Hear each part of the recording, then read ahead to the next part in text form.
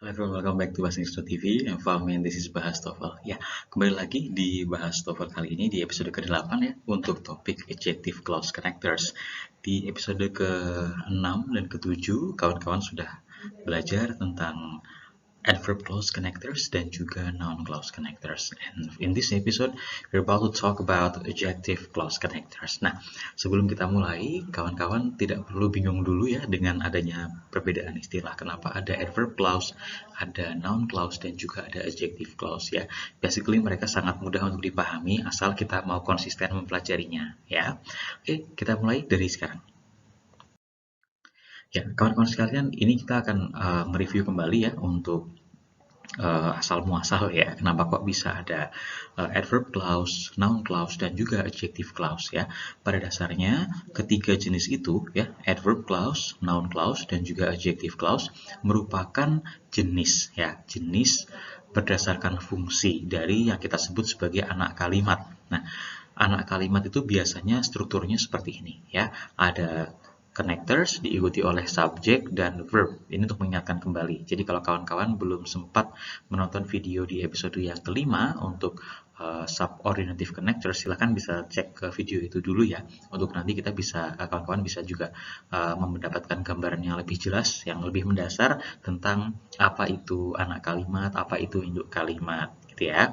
Nah, di sini kita akan fokus pada yang ketiga ya, adjective clause. Di episode sebelumnya kita sudah bicara banyak tentang adverb clause dan juga noun clause. Oke? Ya. Kalau kita kembali ke aturan dasarnya dulu, kawan-kawan sekalian, bahwa fungsi dasar dari yang namanya adjective ya, adjective itu sendiri pada dasarnya adalah berfungsi untuk memberikan keterangan spesifik terhadap sebuah noun. Contohnya a big house, rumah yang besar. Kalau kita hanya bilang a house saja, boleh, tidak masalah, tapi tidak spesifik. Apakah rumahnya kecil, apakah rumahnya besar, atau rumahnya sedang, ya kan? Tapi kalau kita bilang a massive house, a tiny house, a medium-sized house, itu semakin jelas ya. Nah, keberadaan dari kata-kata seperti tadi ada huge atau massive ya, kemudian juga tiny itu merupakan adjective. Kenapa? Karena dia fungsinya memberikan keterangan yang lebih spesifik terhadap kata benda yang ada di dekatnya. Ya. Nah, begitupun dengan adjective clause ya. Adjective clause adalah sebuah rangkaian klausa. Nah, ini kata kuncinya di sini. Sebuah rangkaian klausa yang berfungsi sebagai adjective atau berfungsi layaknya adjective pada umumnya. Nah, kalau tadi kita bilang ada kata a big house misalkan ya, a big house. Nah, big ini juga adjektif, tapi bentuknya bukan klausa, karena dia hanya kata benda saja. Hanya satu kata maksudnya, hanya satu kata. Nah, tapi nanti adjective clause ya, yang akan muncul nanti berarti bentuknya adalah clause, alias memiliki komponen subject dan verb di sini. Nah, kalau kita lihat, kita simpulkan bersama bahwa saat adjective clause itu muncul dalam sebuah kalimat, maka adjective clause tersebut akan berfungsi sebagai informasi tambahan terhadap kata benda atau noun yang muncul sebelumnya. Ya, kita cek dengan contoh yang lebih spesifik lagi. Ya, ini contoh yang lebih spesifik dari yang kita sudah dibahas di depan tadi ya. Kalimatnya berbunyi, the current issue that the media is issuing has always been headlines. Nah, di sini bisa kita lihat bahwa kalimat ini subjeknya cukup panjang ya kawan-kawan ya. Dari kata the current sampai dengan issuing. Nah, di sini ada sebuah bagian yang sebetulnya mau dibilang wajib ya tidak, tapi kalau mau diberikan di situ juga tidak masalah ya, karena dia nantinya akan berfungsi untuk menjelaskan kata benda yang ada di depannya. Nah, karena klausa dari sini, dari that the media is issuing, yang para media massa itu isukan atau beritakan, ya, begitu bunyinya kurang lebih ya, itu menjelaskan apa sih? Menjelaskan si isu ini. Jadi kalau kita hanya bilang seperti ini, the current issue has always been headlines. Ini isu yang mana? Ya, tidak jelas. Nah, oleh karena itu, oh ternyata isu yang dimaksud adalah isu yang sekarang sedang aktif-aktifnya diberitakan oleh para media massa. Nah, keberadaan dari klausa yang menempel, ini kan menempel ya. Klausanya menempel dengan kata benda yang ada di depannya ini, menempel dengan the current issue. Ini berfungsi untuk menjelaskan si kata benda itu sendiri, berfungsi menjelaskan the current issue. So, di sini bisa kita lihat bahwa adjective clause adalah, atau di sini ya, adjective dalam bentuk klausa yang berfungsi memberikan keterangan tambahan terhadap sebuah noun. Jadi sebetulnya tanpa ada that the media is issuing ini pun juga nggak apa-apa, sebetulnya kalimatnya tetap bisa ya. The current issue has always been headlines, titik ya. Nah, hanya memang kalau mau kita bandingkan antara the current issue yang mendapatkan adjective clause ini dengan the current issue yang tanpa mendapatkan adjective clause, tentu akan lebih spesifik yang mendapatkan adjective clause. Betul ya? Nah, itulah kenapa adjective clause ini dianggap sebagai atau berfungsi memberikan informasi tambahan terhadap kata benda. Tidak memberikan keterangan tambahan terhadap kalimat secara utuh, tapi memberikan keterangan tambahan terhadap kata benda yang diikutinya. Gitu ya. Nah, ini contoh lagi yang bisa kita dapatkan dari Longman Complete Course for the TOEFL Test tahun 2001, karangan dari Deborah Philip ya kawan-kawan. Di sini kalimatnya berbunyi, I like the book which you recommended.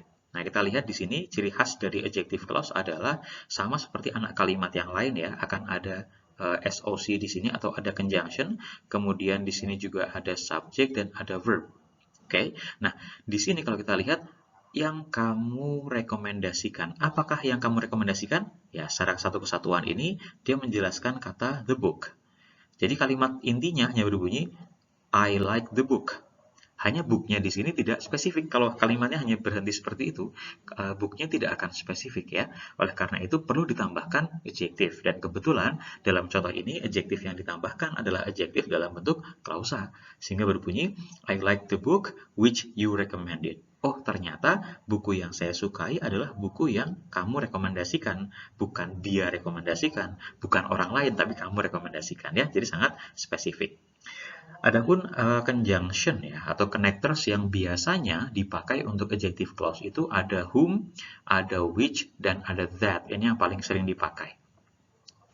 Ya, ini juga sama sebetulnya. Kalimat ini berbunyi the book was interesting. Kalimatnya hanya berbunyi seperti itu. Nah, kalau kita tidak tambahkan adjective clause ini, maka book ini akan menjadi buku pada umumnya saja. Artinya tidak akan spesifik ya, buku ini buku yang mana. Tapi kalau kita berikan adjective clause menjadi the book which you recommended was interesting, ini berarti bukunya sekarang jauh lebih spesifik, buku yang Anda atau kamu rekomendasikan. Nah, keberadaan dari si adjective clause ini bisa dikatakan sifatnya hanya sebagai tambahan, namun kalau mau ditambahkan maka akan membuat kalimatnya menjadi lebih spesifik. Gitu ya. Baik. Ya, kita akan coba mengerjakan dua contoh soal yang menggunakan atau menerapkan hukum dari adjective clause itu sendiri. Yang pertama kita lihat di sini ada soal yang cukup pendek ya. Di sini ada dua kata kerja. Kita lihat kawan-kawan ada kata kerja di sini, di mana di sini subjeknya adalah the table. Nah, sekarang kita lihat di sini ada kata kerja is, berarti yang hilang di sini hampir bisa dipastikan adalah subjek ya. Nah, kita tahu bahwa ketika dalam sebuah kalimat itu ada dua subjek verb, maka kita akan membutuhkan satu connector atau satu conjunction ya. Nah, oleh karena itu kita pilihlah pilihan jawaban yang mengandung conjunction, itu dulu. Oke, kita lihat ada yang B dan C ya. Kalau yang delta dan alpha ini jelas salah ya, karena memang tidak mengandung conjunction. Sekarang tinggal kita lihat dulu kira-kira mana yang dibutuhkan. Kalau kita menggunakan yang C, kita baca because the notebook is on the table. Nah, ini adalah sebuah adverb clause.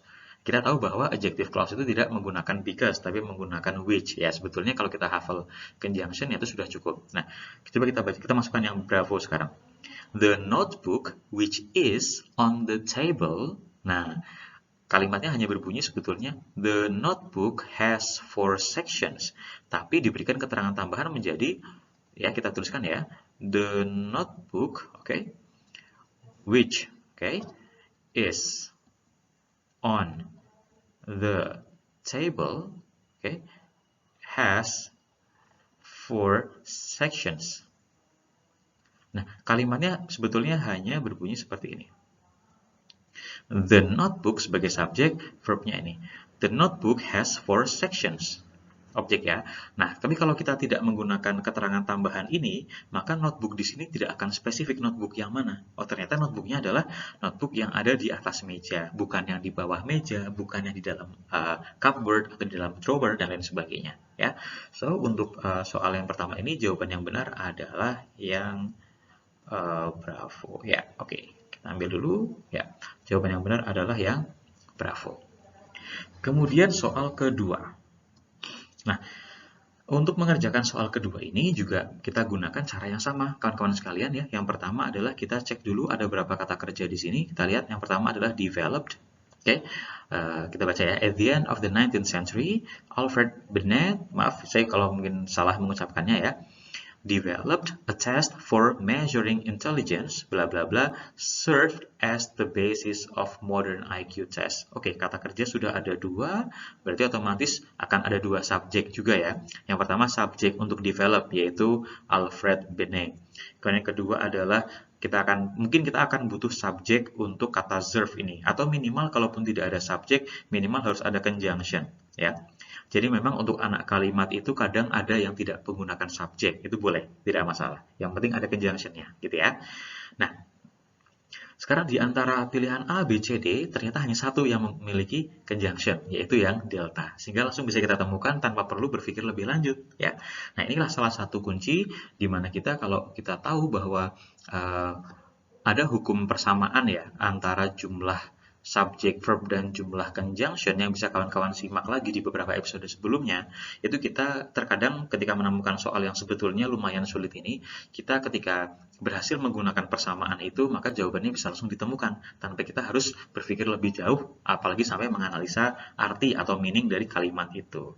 Oke, kawan-kawan sekalian, inilah materi tentang adjective clause. Apabila kawan-kawan merasa materi ini perlu diperjelas lagi, silahkan ulang kembali atau putar kembali video ini. Dan jangan lupa kita minta subscribe-nya dan juga like, share, dan juga komen di video ini. Serta jangan lupa nyalakan notifikasi agar kawan-kawan bisa mendapatkan informasi terbaru dari video-video kita berikutnya. Saya Fahmi, dan sampai jumpa. Bye-bye.